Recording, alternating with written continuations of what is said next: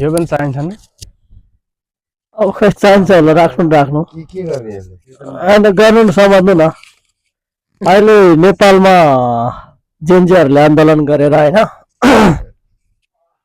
अहिले आन्दोलन गरेर नेपालमा सबै भवनदेखि अदालतदेखि सबै छैन केही छैन नेपालमा त्यसमा तपाईँले के भन्नुहुन्छ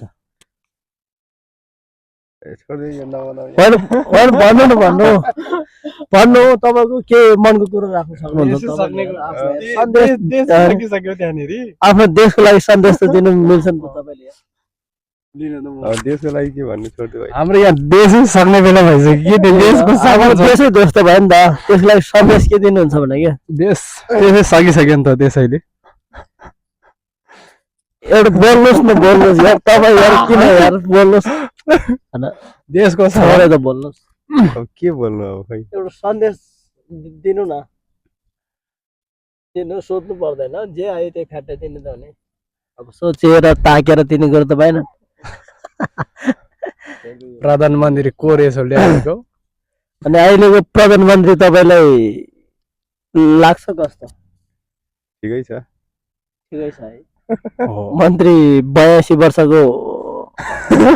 हजुरआमालाई दिएको छ देश सम्हाल्नलाई होइन हजुरआमाले के तपाईँले 6 महिनाभित्रमा सबै भ्रष्टाचारीले थुन्न सक्ला अब खै थुन्ला नि आशा लाग्छ कि तपाईँलाई कस्तो लाग्छ त भ्रष्टाचारले होइन सर नि केपी ओलीले चाहिँ थुन्नुपर्छ टेममै के अब 82 वर्षको बुढीले अब गर्ला चाहिँ के अब 6 महिनाभित्रमा रोक त्यसलाई होइन 6 महिनाभित्रमा यति 82 वर्षको बुढीले भनौँ न अहिलेको प्रधानमन्त्रीले 6 महिनाभित्रमा सबै भ्रष्टाचारीलाई होइन एक गरेर पक्राएर लिएर उहाँको सम्पत्ति शुद्धिकरणदेखि लिएर हरेक कुरामा बालबच्चालाई ताकी गोली हानेको छ सबैलाई 6 महिनाभित्रमा करेक्ट स्याप गरेर लिएर जेलमा खाजेर सम्पत्ति शुद्धिकरण छानबिन गर्नुपर्छ यो कुरोलाई के जानकारी दिनुहुन्छ तपाईँले सिरियस केस हो नि त एकदम मान्छे मारेपछि त अब तपाईँ होप नहराउनु यार देश ध्वस्त भइसक्यो यार तपाईँ सिरियस यो त देश ध्वस्त भएको अब देश भनेको तपाईँ हाम्रो देश हो कि अब हामीले चलाउनु हो कि देश नेताले चलाउनु होइन हामी जस्तै युवाहरूले चलाउनु पर्ने हो होइन अब हामी जस्तो युवाले चलाउने हो कि हामी जस्तो युवाले चलाउने हो तर त्यहाँ 82 सालको बुढी मन्दा दिएर त्यहाँ काम बिगारे के त्यही बिचक भएको छन् होइन सौडी होइन ठिक छ अब बुढीले दिए पनि 6 महिनाभित्रमा बुढीलाई चाहिँ के भन्न चाहन्छौँ भने हामीले 6 महिनाभित्रमा यति भ्रष्टाचारीहरूलाई समातेर ल्याएर जेलमा कोचेर सम्पत्ति शुद्धिकरण गरेन भने यो 6 महिनाको मन्त्री पनि काम छैन त्यसलाई फेरि चान्स दिने कुरो भएन हो नि अहिलेको गृहमन्त्री र मन्त्रीले तत्काल चाहिँ म के भन्न चाहन्छु भने जुनै मन्त्री जुनै गृहमन्त्री आए पनि नेपालमा केही एउटा पनि काम गरेको छैन तर जीवी राई चाहिँ जसरी भने खोजेर ल्याउनु पर्यो कि जीवी राई कहाँ लुकेर बसेको छ कहाँ राखेको छ होइन जुनै मन्त्रीले पनि किन ल्याउन सकेको छैन कि ल्याउनु पर्छ कि पर्दैन भन्ने यहाँ सवाल छन् रवि लामिछानेलाई थुनेकै छ न त रवि लामिछानेलाई सरकारी ठगमा केही प्रमाण छ हो नि न त लुटेको चोरेको न केही प्रमाण छ जीवी राईले चाहिँ किन ल्याउन सक्दैन कि अहिलेको गृहमन्त्रीले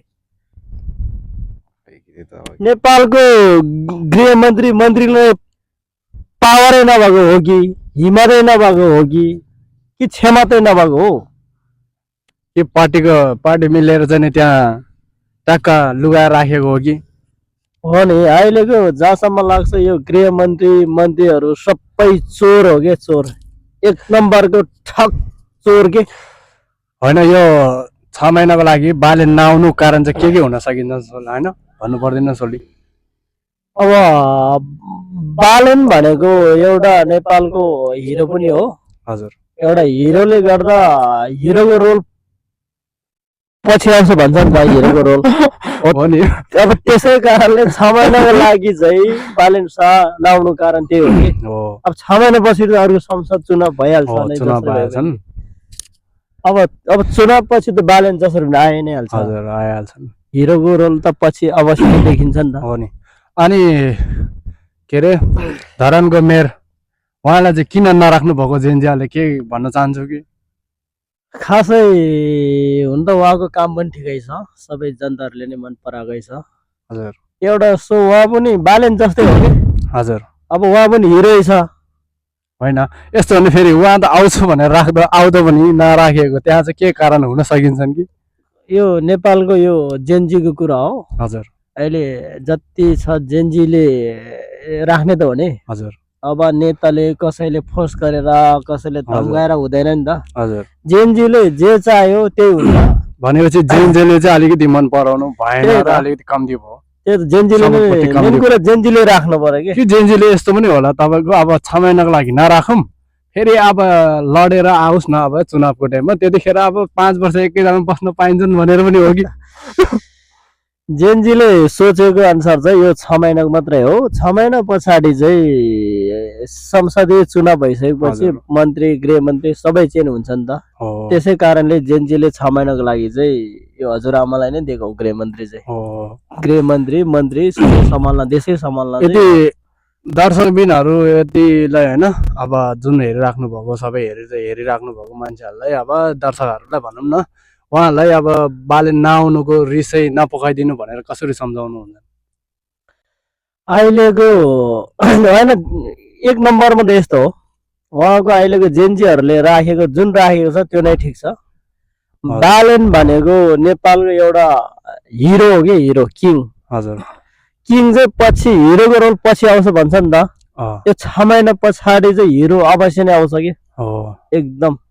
हुरी बतास जमिन फरेर भइ नै आउन सक्छ कि। हजुर त्यो चाहिँ 6 महिनाको चाहिँ जनताको हातमै छ। फेरि 6 महिना पछाडि अझै पनि काङ्ग्रेस एमाले माओवादी भनेर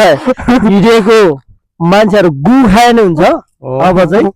हो भात नखाने हुन्छ कि अब काम यो तिनीहरूको 6 महिना चुनाव हुँदैखेरि हो भने नि। काङ्ग्रेस एमालेपट्टि उठेको मान्छेले चाहिँ के भन्नुहुन्छ उठ्छ नि त अवश्य उठ्छन् उठ्छ हो त्यो मान्छेहरू चाहिँ बिहान बिहान उठेर एक चम्चा गु खाने हुन्छ कि काम छैन कि एमाले काङ्ग्रेस माओवादी भन्नेहरू चाहिँ गु खाने हुन्छन्। देख्दैन यार देश बिग्रेको यार यत्रो देश 30 वर्ष या लाखौँ वर्षसम्म 2058 सालमा अब